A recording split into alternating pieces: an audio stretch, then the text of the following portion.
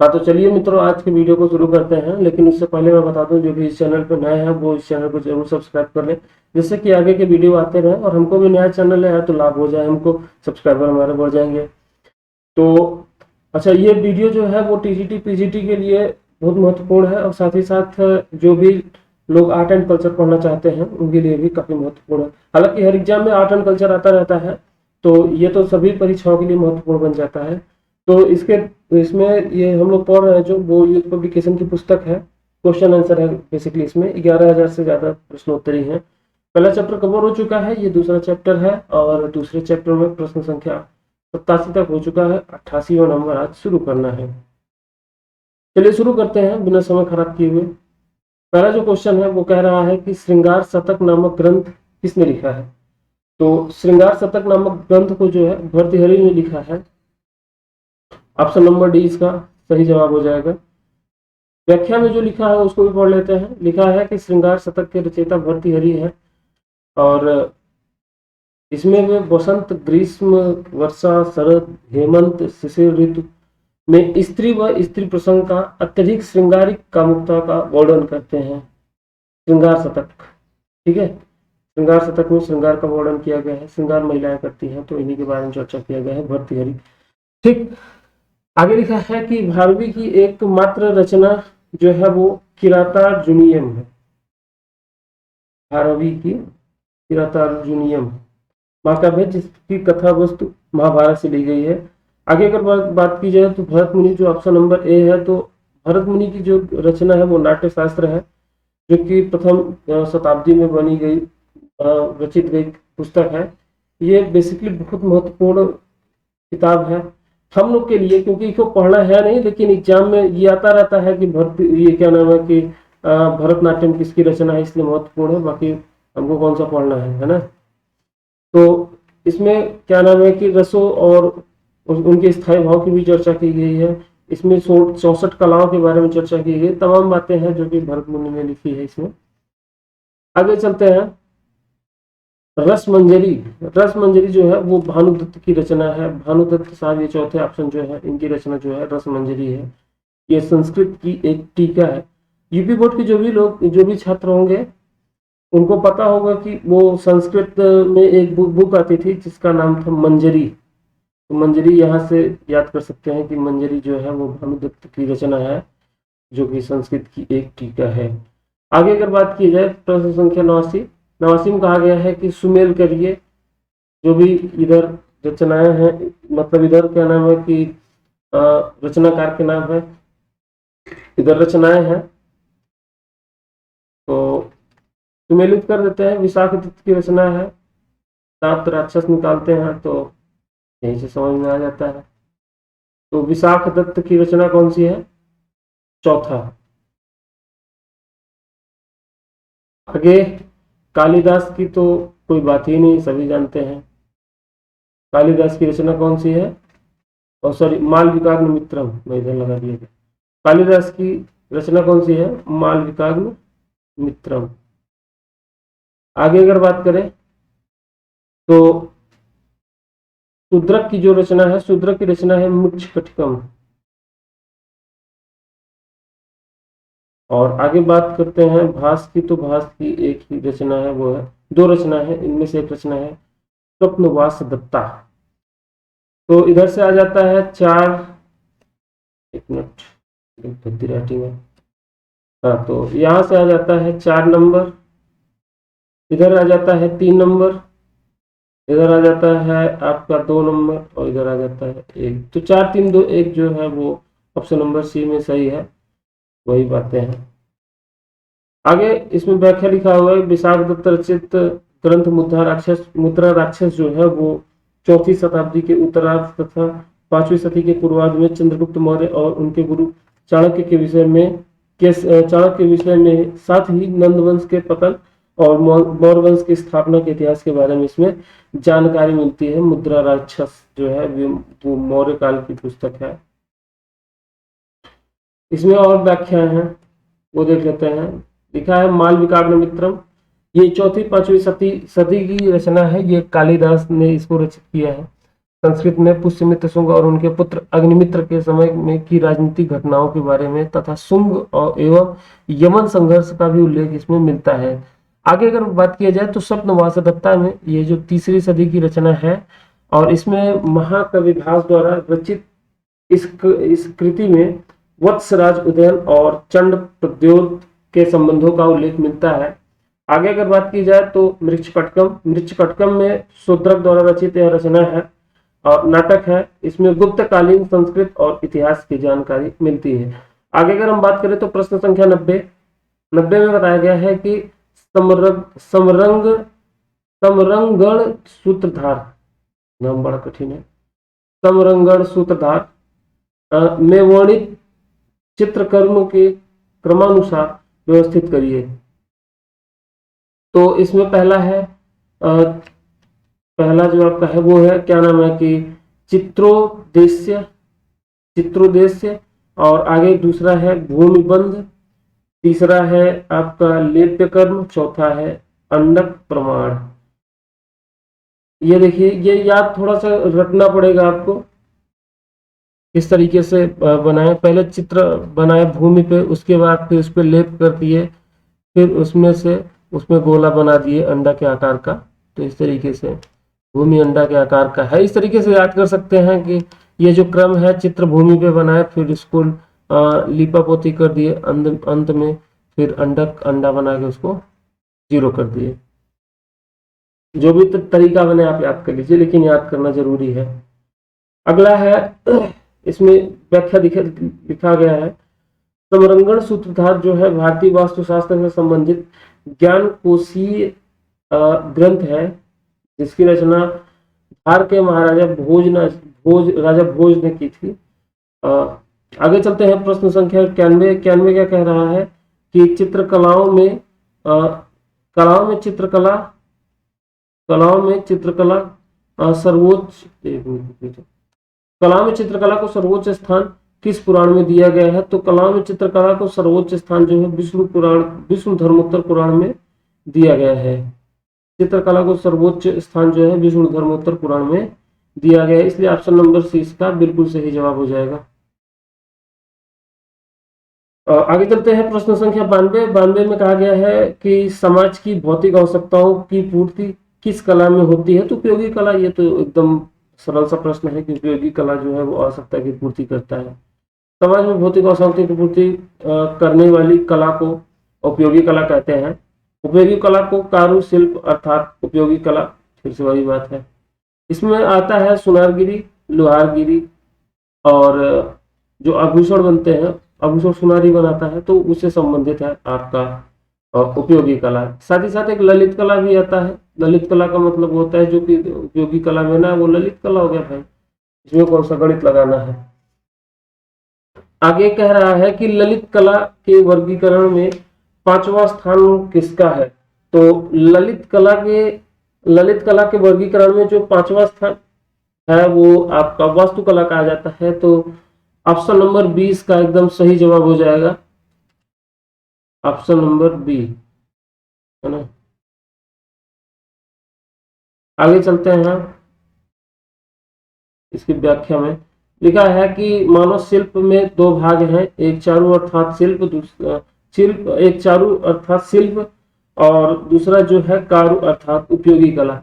Europe में इन्हें fine art और क्राफ्ट्स आर्ट भी कहा जाता है। ललित कलाओं में मुख्य रूप से 5 कलाओं की गणना हुई है और ये जो है इस प्रकार है: संगीत, काव्य, चित्र, मूर्ति, स्थापत्य और अतः जो अंत में 5वीं जो कला है वो कौन सी आती है? स्थापत्य कला। स्थापत्य कला की वास्तुकला ही कहते हैं ना।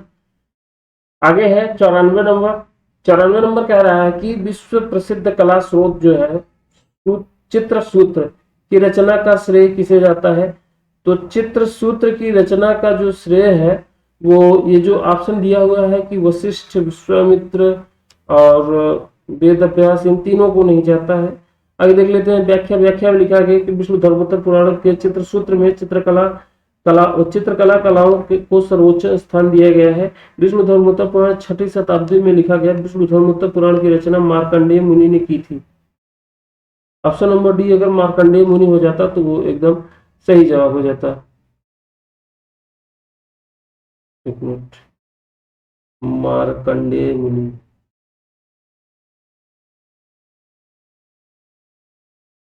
मार्कंडेय मुनि ने इसकी रचना की थी, विष्णु धर्मोत्तर पुराण की, इसमें ही है आपका चित्रसूत्र। आगे यह कहा गया है इसमें 35वें अध्याय से लेकर के 43वें अध्याय तक चित्रसूत्र नामक एक प्रकरण है, जिसमें कला के विषय में विस्तृत अध्ययन बताया गया है। आगे है प्रश्न संख्या 95। 95 में कहा गया है शिल्प क्या है। शिल्प का मतलब, शिल्प इसमें पूछा है शिल्प क्या है। तो आगे चलते हैं। इसमें देव चित्रकला को शिल्प नहीं कहते हैं, फाइन आर्ट को भी नहीं, फाइन आर्ट को नहीं कहते हैं, डिजाइन को भी नहीं कहते हैं, और इसलिए ऑप्शन नंबर डी इसका सही जवाब हो जाएगा। शिल्प क्या है, इसमें कोई विकल्प सही नहीं है। कला में अभिव्यंजना की प्रभावशीलता और माध्यम के विकास शिल्प का प्रधान महत्व है। आगे लिखा है विकसित शिल्प के ज्ञान को बिना हम अभिव्यंजना की अच्छी और बुरी पद्धतियों से भेद नहीं कर सकते हैं। प्राचीन कला में शिल्प से कुशलता ही कला मानी जाती थी, और कला के लिए प्रायः शिल्प शब्द का ही प्रयोग किया जाता था। वैदिक साहित्य में शिल्प शब्द का प्रयोग कलाओं के अर्थ में हुआ है, और शिल्प और कला का दोनों शब्दों का अलग अलग प्रयोग सर्वप्रथम भरत मुनि ने अपनी नाट्य शास्त्र में किया था। किंतु इसमें क्या भेद है यह उन्होंने स्पष्ट नहीं किया। पाणिनि ने अष्टाध्यायी में नर्तक, वादक और गायक को शिल्प कहा है। आगे लिखा है कि कौशिकी ब्राह्मण ने नृत्य एवं गीत को शिल्प माना है। आगे अगर बात की जाए तो प्रश्न संख्या 96 में कह रहा है कला शब्द का प्रथम प्रयोग किसमें हुआ है। तो कला शब्द का सबसे पहला जो प्रयोग हुआ है वो आपके नाट्यशास्त्र में हुआ है। ये यथार्थवादी प्रयोग नाट्यशास्त्र में हुआ है। अगर कला शब्द का जो प्रयोग जो हुआ है सबसे पहले वो हुआ है आपका क्या नाम है कि ऋग्वेद में, सबसे पहले ऋग्वेद में किया गया है। और अगर यथार्थवादी उपयोग का है तो वो नाट्यशास्त्र में है, लेकिन अगर ऋग्वेद नहीं दिया है तो नाट्यशास्त्र ही इसका जवाब होगा। ऑप्शन में दिया है कि नाट्यशास्त्र, कादंबरी, तिलक मंजरी और विष्णु धर्मोत्तर पुराण, तो इनमें से ये तीनों तो बिल्कुल नहीं होगा तो ऑप्शन नंबर ए, और वो है नाट्यशास्त्र। अगर आगे बात करें तो इसमें व्याख्या भी दिया हुआ है कि ये नाट्यशास्त्र जो है भरत मुनि ने इसकी रचना की थी, और ये प्रथम शताब्दी में इसकी रचना हुई थी। और सर्वप्रथम कला शब्द का यथार्थवादी प्रयोग इसी ग्रंथ में हुआ है, और वर्ण मिश्रित संबंधित तकनीक और विधियों पर भी इसमें प्रकाश डाला गया है। आगे अगर बात करें तो रंगों द्वारा भाव अभिव्यक्ति तथा रंगों के मन पर पड़ने वाले प्रभाव को इस ग्रंथ में चर्चा की गई है। इसमें लाल, पीले, श्याम रंग को मूल रंग माना गया है तथा सफेद रंग के योग से अनेक रंग बनने की बात कही गई है।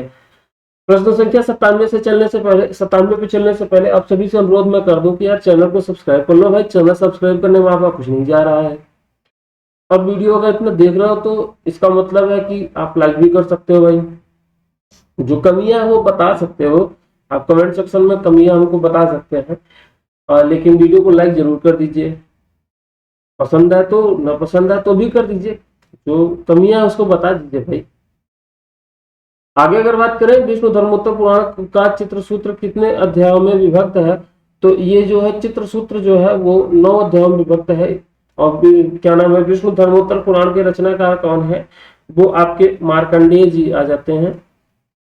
आगे अगर बात की जाए तो विष्णु धर्मोत्तर पुराण का चित्रसूत्र जो है 9 अध्यायों में विभक्त है, और जिनमें चित्र का आयाम वर्णन, प्रमाण वर्णन, सामान्य वर्णन और प्रतिमाल वर्णन, क्षय वृद्धि वर्णन, रंग व्यापिकार वर्णन, वर्णना और रूप निर्माण, श्रृंगार आदि भाव कथन आदि के विषय में चर्चा की गई है। इस ग्रंथ में कहा गया है कि जिस कृति में आत्मीयता, वेदना मतलब छंद और अनिर्वाचनीय रसमय कला है, यह वही चित्र है। आगे कहा गया है कि विष्णु धर्मोत्तर पुराण 6वीं शताब्दी में लिखा गया था। विष्णु धर्मोत्तर पुराण का चित्र सूत्र जो है वो भारतीय चित्रकला की पौड़ परंपरा को प्रदर्शित करने वाला एक ग्रंथ है। इस चित्र सूत्र का सर्वप्रथम अनुवाद डॉक्टर स्टेला ने किया और बाद में आनंद कुमार स्वामी ने इसका अनुवाद अंग्रेजी में अनुवाद किया। आगे अगर बात करें प्रश्न संख्या 98 की, तो 98 में ये कहा गया है, एक मिनट, 98 में कहा गया है नग्नजित द्वारा रचित ग्रंथ कौन सा है। एक मिनट, ये जो हम कचरा कर दिए इसको साफ कर दें, एक मिनट।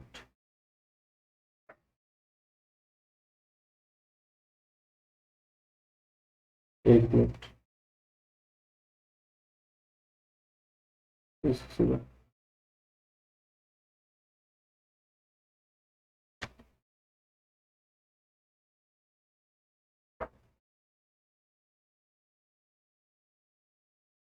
अरे हमको लग रहा है इस तरीके से रखते।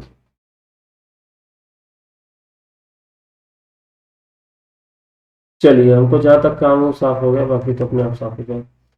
आगे अगर बात करें तो इसमें ये कहा गया है कि नग्नजित द्वारा रचित ग्रंथ कौन सा है। तो नग्नजित ने जो ग्रंथ रची है उसका नाम है चित्रलक्षण। चित्रलक्षण के रचनाकार कौन है? नग्नजित। और नग्नजित, राजा नग्नजित द्वारा रचित ग्रंथ वो है चित्रलक्षण है। यह ग्रंथ विश्वकर्मा तथा राजा नग्नजित, मतलब गांधार सीमा प्रांत के राजा थे, द्वारा निर्दिष्ट है और चित्रकला के लक्षणों का इसमें संग्रह है। इस ग्रंथ के प्रथम अध्याय से ज्ञात होता है कि राजा नग्नजित विश्वकर्मा के शिष्य थे और ब्रह्मा के समक्ष जब राजा ने चित्र विद्या की दीक्षा लेने की इच्छा प्रकट की तो ब्रह्मा ने उन्हें विश्वकर्मा के पास भेज दिया और विश्वकर्मा ने उन्हें चित्रकला में प्रशिक्षित किया। आगे अगर बात करें तो प्रश्न संख्या 99 में कहा गया है कि ललित विस्तार में कलाओं की कितनी संख्या है। तो ललित विस्तार में कलाओं की जो संख्या है वो है 86। अगर बात किया जाए कि आपका नाट्यशास्त्र में कितनी कला है तो वो है 64, जबकि आपका बात करें ललित विस्तार में तो ललित विस्तार में जो है वो आपका 86 है। ये जो नाट्यशास्त्र है, नाट्यशास्त्र में 64 कलाएं बताई गई हैं। आगे चलते हैं प्रश्न संख्या 100 की ओर। और ये अच्छा 99 का विस्तार लिखा है कि ललित विस्तार में कलाओं की संख्या 86 है। वात्स्यायन के कामसूत्र में 64 कलाओं का वर्णन किया गया है तथा शुक्रनीत में 64 कलाएं हैं। क्षेमेंद्र की कला विकास में 64 जनोपयोगी, 32 पुरुषार्थ मतलब कि धर्म अर्थ काम मोक्ष संबंधी, 32 मत्सर्यशील प्रभावमान की 64 कलाएं और सोनारों को स्वर्ण चुराने की मतलब 64 कलाएं और 16 कायात्मक कलाएं गणकों के लिए तथा 107 कलाएं गिनाई गई हैं। आगे अगर बात की जाए तो ललित कला जो है वो सौंदर्य का ललित के आश्रय में व्यक्त होने वाली कला को ललित कला कहते हैं। ललित कला के 5 भाग होते हैं: चित्रकला, मूर्ति कला, स्थापत्य कला और क्या नाम है काव्य कला और संगीत कला। आगे बात की जाए तो ललित विस्तार की रचना जो है वो 3री शताब्दी के बाद माना जाता है। यह गौतम बुद्ध के महायान से संबंधित है। आगे अगर बात करें तो प्रश्न संख्या 100 में कह रहा है कि मूल भारतीय वास्तुकला किससे संबंधित है। तो मूल भारतीय वास्तुकला जो है वो शिल्प शास्त्र से संबंधित है। ऑप्शन नंबर ए इसका सही जवाब हो जाएगा। व्याख्या लिखा है कि मूल भारतीय वास्तुकला का संबंध जो है वो शिल्प शास्त्र से है। आगे इसमें बताया गया है कि वात्स्यायन मुनि के कामसूत्र में 64 कला में 37वें स्थान पर वास्तु विद्या या गृह निर्माण कला का नाम है। आगे बात किया गया है कि रामायण में कला के अर्थ में शिल्प शब्द का प्रयोग है, जिसके अंतर्गत गीत, नृत्य, वाद्य, चित्रकर्म आदि सभी ललित कलाओं का अंतर्भाव है। आगे बात किया जाए तो रामायण काल में चित्र, वास्तु एवं स्थापत्य कलाओं का पूर्ण विकास हो चुका था। मत्स्य पुराण के लगभग 8 अध्यायों में शिल्प तथा कला की चर्चा की गई है। स्कंद पुराण में माहेश्वर और वैष्णव नामक खंड में शिल्प और कला के संबंध में उपयोगी बातें। प्रश्न संख्या 101 में कहा गया है कि भारतीय चिंतन के अनुसार कला का प्रमुख लक्षण क्या है। तो भारतीय चिंतन के अनुसार कला का प्रमुख लक्षण क्या है? ऑप्शन नंबर ए इसका सही हो जाएगा, क्योंकि इसमें लिखा है कि हृदय स्पर्शी आनंद प्रदान करना। कला का मतलब ही होता है कि आनंद प्रदान करे, चाहे वो चित्रकला हो, चाहे मूर्ति स्थापत्य कला हो, चाहे मूर्ति कला हो, चाहे संगीत कला हो, चाहे साहित्य हो, सभी का अर्थ यही होता है, सभी का मेन उद्देश्य तो यही होता है कि आनंद को प्रदान करना। आगे बात करें तो भारतीय कला दर्शन शास्त्रों के अध्ययन से पता चलता है कि कला शब्द का सबसे पहला प्रयोग जो है वो ऋग्वेद में हुआ है। यथा सब तृण से सनियमित कला शब्द का यथार्थवादी प्रयोग जो है वो भरत मुनि ने अपने नाट्य शास्त्र में सर्वप्रथम प्रथम शताब्दी ईस्वी में किया। और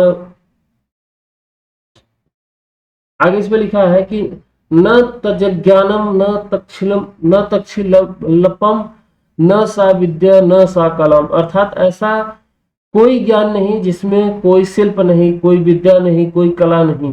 मनुष्य की रचना जो उसके जीवन में आनंद प्रदान करती है वही कला कहलाती है।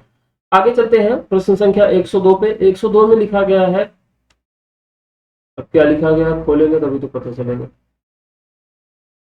लिखा गया है खड़ंग सिद्धांत किस ग्रंथ में है? तो खड़ंग सिद्धांत जो है वो आपका जय मंगला में है।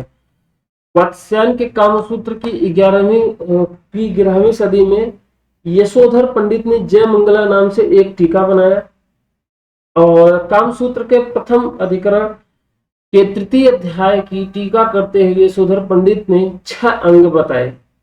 तो इसका क्या हो जाएगा? ऑप्शन नंबर डी जय मंगला। प्रश्न संख्या 103 में कहा गया है कि विष्णु धर्मोत्तर किससे संबंधित है?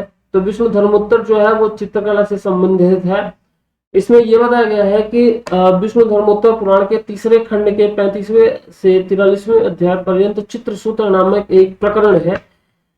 चित्रसूत्र के अतिरिक्त श्लोकों को पढ़कर यह ज्ञात होता है कि चित्रकला के संबंध में इससे भी पहले ही विचार होने लगा था, और मुनि वर्ग के मनीषी लोग इस क्षेत्र में क्रियात्मक रूप से भाग लेने लगे थे। आगे अगर बात करें प्रश्न संख्या 104 की, 104 में कहा गया है कि कला शब्द किस भाषा का शब्द है? तो कला शब्द जो है वो संस्कृत भाषा के कल धातु से बना हुआ है। कल का अर्थ होता है प्रेरित करना।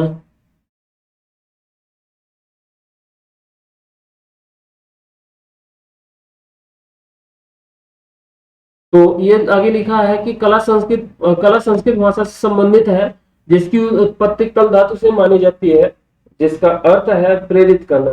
कुछ विद्वान इसकी उत्पत्ति जो है क धातु से मानते हैं। क मतलब सुखम, लानी मतलब कलम, को आनंद लात इति कलाम। इस प्रकार कला विभिन्न अर्थ माने जा सकते हैं। इस प्रकार कला के विभिन्न अर्थ माने जा सकते हैं। आगे इसमें कहा गया है प्रश्न संख्या 105 में समरांगण सूत्रधार के रचयिता कौन है? तो समरांगण सूत्रधार के रचयिता, ये पहले क्वेश्चन रिपीट हो चुका है, पीजीटी 2011 में आया हुआ है। इसका ऑप्शन नंबर सी सही होगा। और इसमें यह कहा गया है कि राजा भोज परमार वंश के 9वें शासक थे।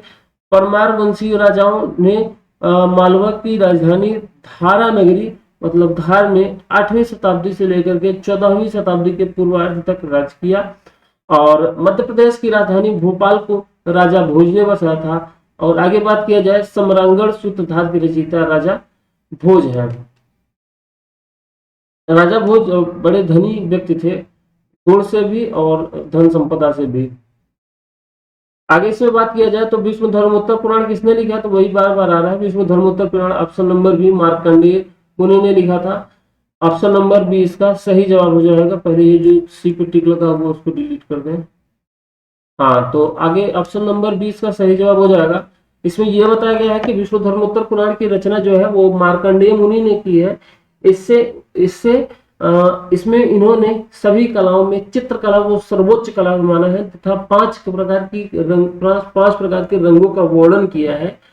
और दर्शक के मन में उत्पन्न आनंद की अनुभूति रस है। रस की उत्पत्ति को सबसे पहले भरत मुनि ने अपने पुस्तक नाट्य शास्त्र में परिभाषित किया है। मैंने बताया था कि उन्होंने क्या नाम है कि रसों और उनके स्थायी भावों की चर्चा की है। 8 रस और 8 स्थायी भाव जो है वो आपको मिलते हैं भरत मुनि के नाट्य शास्त्र में। बात की जाए तो 107 नंबर कह रहा है कि रसमाला किससे संबंधित है। रसमाला का संबंध जो है वो सोमेश्वर से है। सोमेश्वर जो है वो रसमाला सोमेश्वर ने लिखी है, तो ऑप्शन नंबर ए इसका सही जवाब हो जाएगा। सोमेश्वर एक प्रसिद्ध विद्वान और लेखक थे जिन्होंने रसमाला और कीर्ति कौमुदी जैसे प्रसिद्ध ग्रंथों की रचना की। ऑप्शन नंबर ए सोमेश्वर इसके सही जवाब हो जाएंगे। प्रश्न संख्या 108 में कह रहा है कि कला शब्द का प्रयोग सर्वप्रथम कहाँ हुआ। पहले ही प्रश्न में हमने आपसे बताया था कि कला शब्द का सबसे पहला प्रयोग जो है वो ऋग्वेद में हुआ है। अगर बात की जाए यथार्थवादी प्रयोग, तो यथार्थवादी प्रयोग आपका उसमें आ जाता है भरत मुनि के नाट्य शास्त्र में यथार्थवादी प्रयोग आ जाता है, लेकिन अगर कला शब्द का प्रयोग कहें तो वो ऋग्वेद में आता है। तो ऑप्शन नंबर सी इसका बिल्कुल सही जवाब हो जाएगा। और आगे चलते हैं, इसमें व्याख्या लिखा हुआ है कि भारतीय कला दर्शन है शास्त्रों के अध्ययन से स्पष्ट होता है कि कला शब्द का सर्वप्रथम प्रयोग जो है वो ऋग्वेद में हुआ है। यथा कला यथा मध्य श्रेण स नियमति, कला शब्द का यथार्थवादी प्रयोग जो है वो भरत मुनि के नाट्य शास्त्र में हुआ है। एक मिनट थोड़ा सा हम आगे चले हैं। हाँ, चलते हैं प्रश्न संख्या 109 पे। 109 में यह कह रहा है कि विष्णु धर्मोत्तर पुराण किस काल की रचना है। तो विष्णु धर्मोत्तर पुराण जो है वो आपका गुप्त काल की रचना है। ऐसा भी हम याद कर सकते हैं कि विष्णु धर्मोत्तर पुराण गुप्त काल की रचना इस प्रकार से हो सकती है क्योंकि गुप्त जो थे वो भगवान विष्णु के उपासक थे।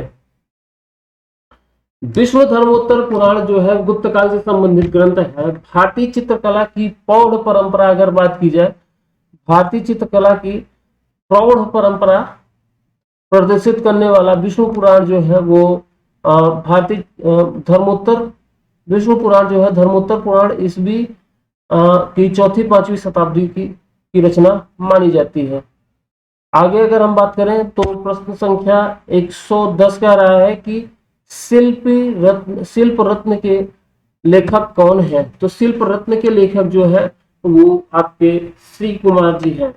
ऑप्शन नंबर सी इसका सही जवाब हो जाएगा। सी पर टिक भी लगा हुआ है तो लगाने की कोई सी पे लगा नहीं लगा दी, तो ऑप्शन नंबर सी इसका सही जवाब हो जाएगा।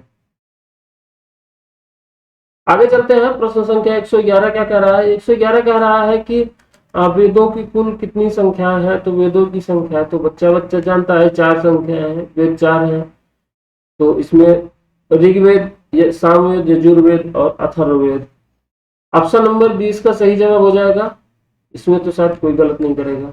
टीजीटी 2010 और 2013 में आया है ये, तो शायद लोगों को लग रहा होगा कि इसी तरीके से प्रश्न आता है और हम टैप कर लेंगे, तो ऐसा नहीं है भाई।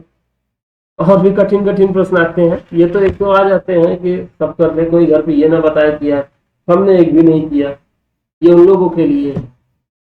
और कभी कभी इसमें भी लोग गलत कर जाते हैं, मतलब कि परीक्षा में ध्यान न देते हुए वो लगाना चाहते हैं 4 पे लग जाता है, 2, 4, 8 पे, किसी पे भी लग जाता है।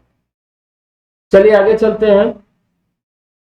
भारतीय पौराणिक ग्रंथों में 4 वेदों की गणना की गई है। इसमें ऋग्वेद सबसे प्राचीन है और ऋग्वेद में ही हमने बताया कि कला शब्द का सबसे पहले प्रयोग किया गया है। और आगे देखते हैं, वेदों की रचना संस्कृत भाषा में की गई है।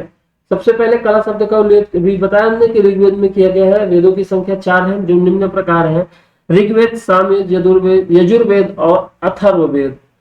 आगे चलते हैं, इसमें लिखा गया है प्रश्न संख्या 12 में कि भारतीय चित्रकला की विशेषता क्या है।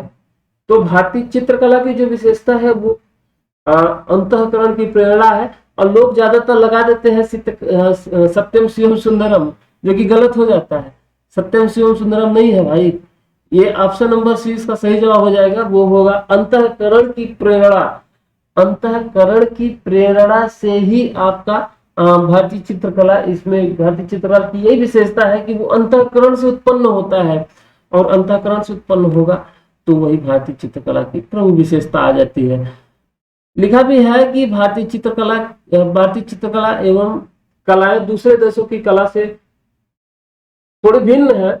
भारतीय चित्रकला की ऐसी महत्वपूर्ण विशेषता है जैसे कि धार्मिकता एवं आध्यात्मिकता, अंतः प्रकृति के अंकन, कल्पना, प्रतीकात्मकता। भारतीय चित्रकला में मनुष्य के स्वभाव या अंतःकरण को गहराई और पूर्णता से दिखाने का महत्व है। अगर बात करें तो प्रश्न संख्या 113 में कह रहा है कि कामसूत्र के आलेख की विशेषणात्मक व्याख्या किसने प्रस्तुत की। तो कामसूत्र के आलेख की विशेषणात्मक जो व्याख्या है वो आपका किया था वात्स्यायन ने।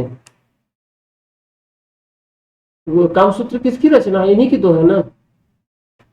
चलिए, ये भरत मुनि तो हो नहीं सकते, इन्होंने नाट्य शास्त्र लिखा। और आगे चलते हैं। कामसूत्र में आलेख की विश्लेषणात्मक व्याख्या जो है वात्स्यायन ने की, और कामसूत्र की रचना जो है वात्स्यायन ने 600 ईसा पूर्व में किया था। और मतलब ये कहा जा सकता है कि ये मतलब जब गौतम बुद्ध का जन्म हुआ था उसके आसपास की ही बात है। आगे अगर हम बात करें तो संस्कृत के प्राचीन ग्रंथ कामसूत्र में कलाओं की 64 संख्या मानी गई है, और कामसूत्र के तीसरे अध्याय में 64 कलाओं की विवेचना की गई है। कामसूत्र के 64 कलाओं में जो है आपका आलेख्य मतलब चित्रकला का स्थान चौथे नंबर पे है, और जिसमें प्रथम कला में आता है संगीत, दूसरे पे वाद्य, तीसरे पे आता है नृत्य, चौथे पे चित्रकला, पांचवे पे पत्तियों की काट छाट, विभिन्न आकृतियां बनाना। और आगे आ जाते हैं प्रश्न संख्या 114 और 115 तक आज कराएंगे, उसके बाद में होंगे। 14 में कह रहा है कि क्षय वृद्धि पर चर्चा वाली प्राचीन कृति का नाम क्या है। तो क्षय वृद्धि पे जो चर्चा है वो आपका चित्रसूत्र में है। चित्रसूत्र मतलब वही जो विष्णु धर्मोत्तर पुराण में क्षय वृद्धि पर चर्चा करने वाले प्राचीन ग्रंथ को चित्रसूत्र कहते हैं। चित्रसूत्र जो है विष्णु धर्मोत्तर पुराण से संबंधित है। संपूर्ण चित्रसूत्र जो है 9 अध्यायों में विभक्त है, जिसमें चित्र का आयाम, मान वर्णन, प्रमाण वर्णन, सामान्य मान वर्णन, प्रतिमा लक्षण वर्णन, क्षय वृद्धि और रंग व्यतिकार, वर्तना और रूप निर्माण आदि विषय पर चर्चा हुई है। प्रश्न संख्या 115 पे आ जाते हैं। ललित कलाएं मानी जाती हैं। तो ये हमने अभी पहले भी देखा था, ललित कलाएं 5 मानी जाती हैं, तो इसमें कोई बहुत बड़ा कठिन प्रश्न तो है नहीं। तो ऑप्शन नंबर इसका ए सही हो जाएगा। मैं ए पे ही टिक लगा दे रहा हूं। अगर किसी और को कुछ लगे तो कमेंट सेक्शन में बता देना, ए सही जवाब होगा। ठीक है, आगे चलते हैं। इसमें ये कहा गया है जर्मन विद्वान जो है हेगेल ने ललित कलाओं को 5 भागों में विभाजित किया। कौन कौन से हैं वो? काव्य कला, संगीत कला, चित्रकला, मूर्तिकला और स्थापत्य। हिगेल के इस विभाजन में को हिगेलियन क्लासिफिकेशन कहा जाता है। हिगेल ने काव्य कला को सर्वोच्च कला और वास्तुकला को सबसे निम्न कला माना है। तो आज के लिए इतना ही। फिर से जाते जाते एक ही बात हमको रटना रहता है, और आप भी वही कर दीजिए। तो हम बार बार क्यों कहें, चैनल को सब्सक्राइब ही तो करना है, तो चैनल को सब्सक्राइब कर दीजिए। वीडियो को अपने मित्रों में शेयर कर दो भाई, इसमें क्या दिक्कत है। और क्या नाम है, वीडियो को लाइक भी कर दो। क्या वीडियो पसंद है, ना पसंद है तो कमेंट सेक्शन में हमको कमियां बता सकते हैं। अपना आपके पास तो ऑप्शन है कमेंट सेक्शन, उसमें आप हमको कमियां बता सकते हैं जो भी। तो चलिए मिलते हैं फिर अगले वीडियो में। तब तक के लिए नमस्कार, जय हिंद।